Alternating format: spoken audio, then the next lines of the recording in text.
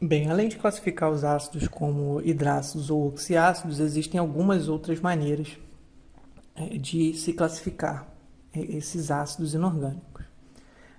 A primeira é quanto ao número de hidrogênios ionizáveis. O que são hidrogênios ionizáveis? São aqueles hidrogênios que podem ser liberados na forma de H+. Ok? Embora a princípio possa parecer que todo ácido inorgânico vai liberar todos aqueles hidrogênios, ou pode liberar todos aqueles hidrogênios na forma de H+, isso depende, ok? Isso não é assim.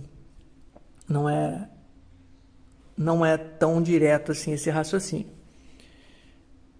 Não para todos os ácidos. Mas bem, segundo uma classificação em relação ao número de hidrogênios ionizáveis, a gente chama de monoácidos aqueles que podem liberar apenas um H+, diácidos aqueles que podem liberar 2H+, triácidos aqueles que podem liberar 3H+, e assim por diante, né? Então, se a gente tiver um ácido com 4 hidrogênios ionizáveis, né?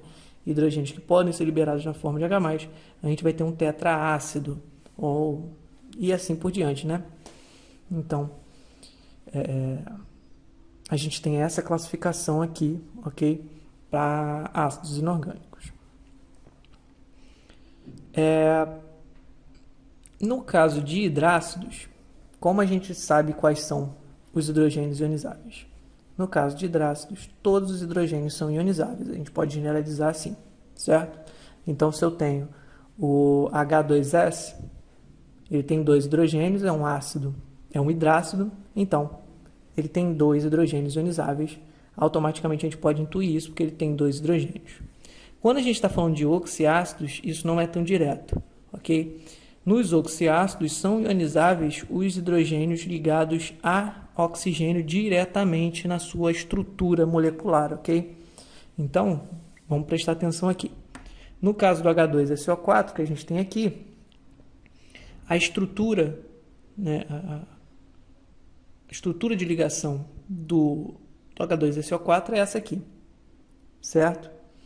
Onde eu tenho um enxofre ligado a 2 oxigênios por ligações simples covalentes e esses oxigênios ligados aos 2 hidrogênios, né, do H2SO4, e o enxofre ainda faz 2 ligações dativas, né, para os 2 oxigênios restantes estruturalmente para ele, né?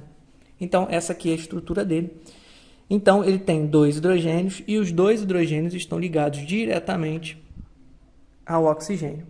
Essa aqui é a estrutura básica de ácidos oxiácidos inorgânicos, tá?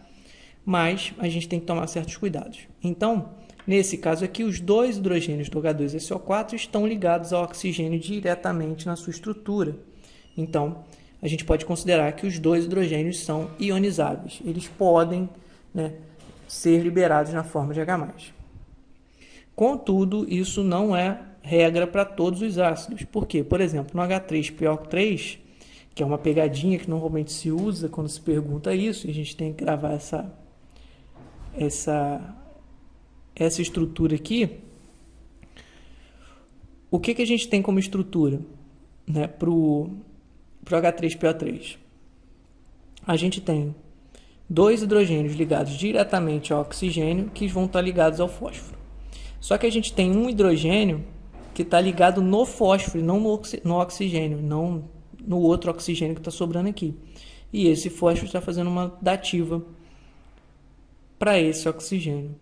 Então, a gente aqui, embora a gente tenha 3 hidrogênios na sua composição, o H3PO3, apenas 2 deles estão ligados diretamente ao oxigênio, ou seja, apenas 2 deles são ionizáveis. Então, esse H3PO3 ele é um diácido, porque ele só tem 2 hidrogênios ionizáveis, mesmo ele na sua composição tendo 3 hidrogênios. Então, a gente tem que tomar esse cuidado aqui, certo? Isso aqui é uma pegadinha bastante comum quando se trata desse tema, ok? Então, aqui esse H3PO3, ele só tem 2 hidrogênios ionizáveis por conta de sua estrutura.